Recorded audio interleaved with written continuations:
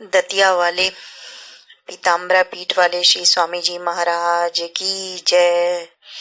गुरु महाराज की जय। बोलो माँ पीताम्बरा की जय। सर्वतंत्र स्वतंत्रे निगमागम तंत्र पारिणे परमहंस परिवाचकाचार्य श्री पीताम्बरा पीठाधीश्वरे श्री अनंत श्री स्वामी जी महाराज की जय। बोलो माई की जय। माँ पीताम्बरा की जय। श्री गणेशाय नमः। श्री स्वामी कथासार के पंचम अध्याय का प्रथम भाग। श्री गणेशाय नमः। हे सर्वदर्शी, हे निष्पाप, हे निष्कलंक देवाधिदेव, आप शरण में आए प्राणी की पीड़ा व्यथा दूर करते हैं।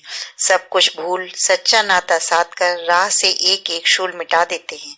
जगत को जलते देखा तो करुणावश कालकूट का पान आपने ही किया।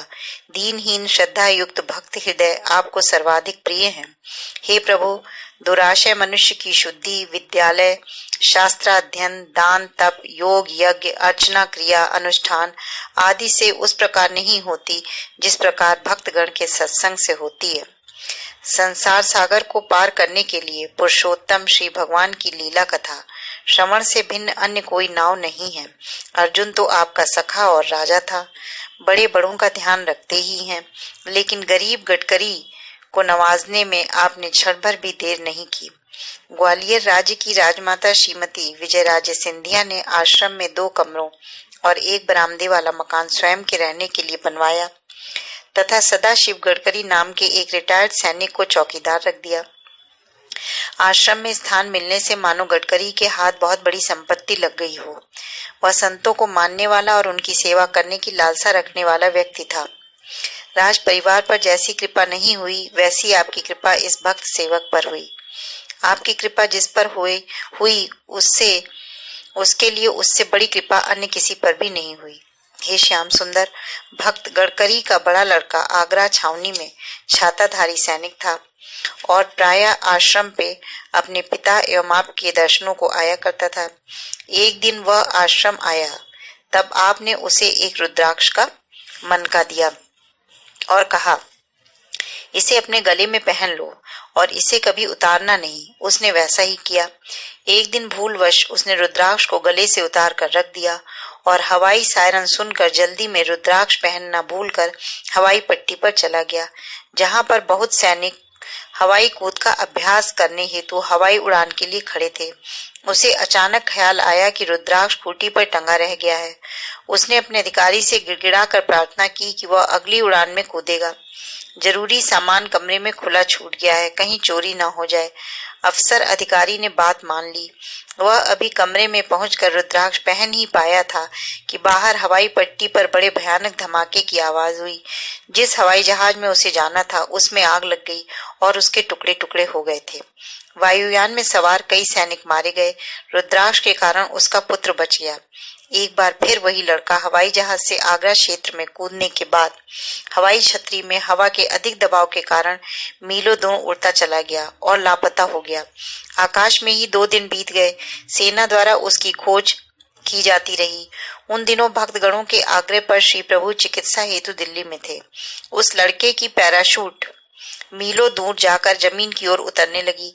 वह अचेत होने लगा। तभी उसके मुंह से निकला, स्वामी जी महाराज बचाइए। धरती पर गिरने से पूर्व उसे ऐसा लगा जैसे किसी ने उसे गोद में लिया है और वह धीरे धीरे नीचे ला रहा है। वह पूरी तरह अचेत हो गया। उसी रात दतिया में उसके बूढ़े पिता ने स्वप्न देखा कि महाराज कमरे में तख्त पर लेटे हैं और उनकी छाती खून से लाल हो गई है तथा उससे कह रहे हैं, मुझे ओढ़ने के लिए चादर दो। लड़के के पिता ने दौड़कर एक चादर महाराज जी को उड़ा दी। चादर ओढ़कर श्री महाराज ने कहा, यह चादर तुम्हारे बेटे को ओढ़नी थी, लेकिन अब मैं इसे ओढ़ रहा हूँ। सुबह लड़के के पिता को खबर मिली, पुत्र जो लापता हो गया था वह मिल गया है और सैनिक अस्पताल में भर्ती है। पिता को पहले दुर्घटना की जानकारी नहीं थी। वह घबराकर लड़के के पास अस्पताल पहुंचा और ठीक होने पर अपने पुत्र को लेकर श्री प्रभु के दर्शनों के लिए पहुंचा। हे स्वामी जी, आप करुणा की मूर्ति हैं। जीवन मरण आपके हाथ में है।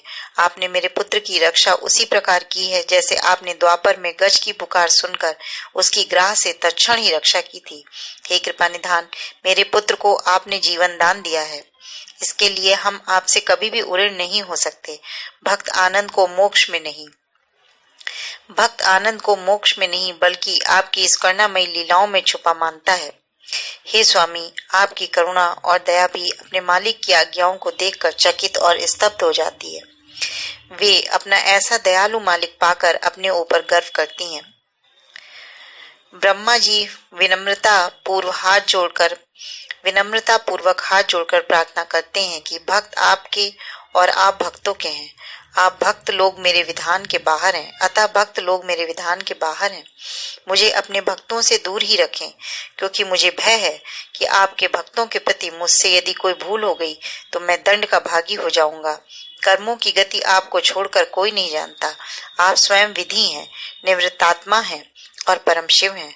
आपकी आज्ञा पाकर ही अनंत ब्रह्म, अनंत विष्णु, अनंत महेश और अनंत इंद्र अनंत कोटि सृष्टियों में अपना कर्तव्य पालन करते हैं।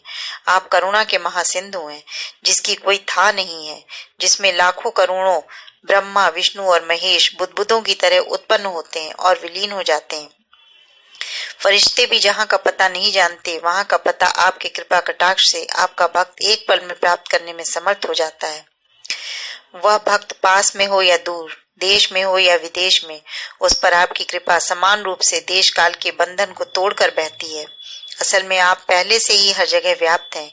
हे आशुतोष, सारी व्यापकता की कल्पनाएं आपकी आभा मूर्ति में समाप्त हो जाती हैं। बोलो स्वामी जी महाराज की जय। माँ पीताम्बरा माई की जय।